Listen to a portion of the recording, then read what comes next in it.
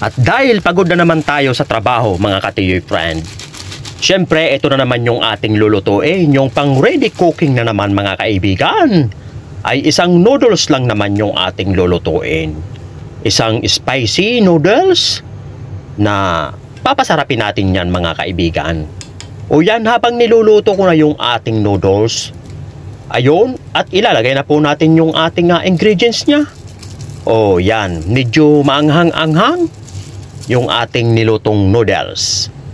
At syempre, lalagyan din natin yung 2 itlog. Oh. Ooh. Di ba masarap kapag may itlog yung ating noodles na niluluto?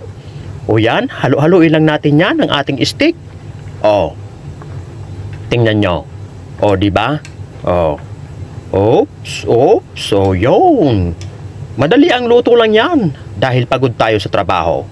At syempre, meron pa tayong gulay. Alam mo ba kung ano yan? Abay, dahon ng sibuyas at saka dahon ng litos. O, yun. O, ang sarap niyan. Yan lang, simpleng luto lang tayo ng ating noodles. At syempre, luto na yan. O ito, isasalay na sa ating mangkok. Wow, mainit-init. O, di ba? O, masarap. O, saan ka pa? Order ka pa ba sa isang mamahaling restaurant? Abay, hindi na. O, at ito na nga ay atin na itong papapakin habang mainit pa yung ating sabaw. O, wow. Sarap maghigop mga katiyoy friend. Kapag mainit yung ating noodles, ay talagang napakasarap nito. Oh, tingnan mo. O mo, usok pa. Oh, tingnan mo ang subo ni Tiyoyo. Wow. Ooh. Oh, ang sarap di ba? Wow. Talagang papawisan at papawisan ka nito mga katiyoy friend.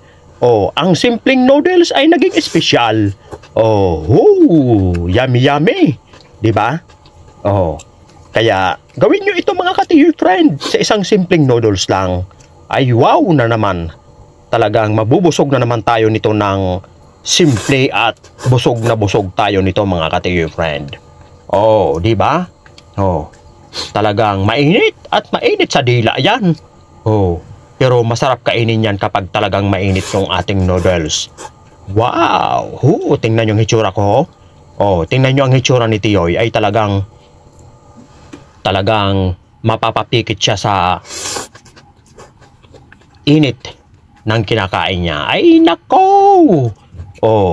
Siya mga katiyoy friend. Ay, hanggang dito na lang po tayo. At huwag kalimutang mag-subscribe sa aking channel. Sige, bye-bye mga katiyoy friend. At syempre, kakain muna ako ng itlog. Wow! Di ba? Isa pa nga. Ooh! Yo!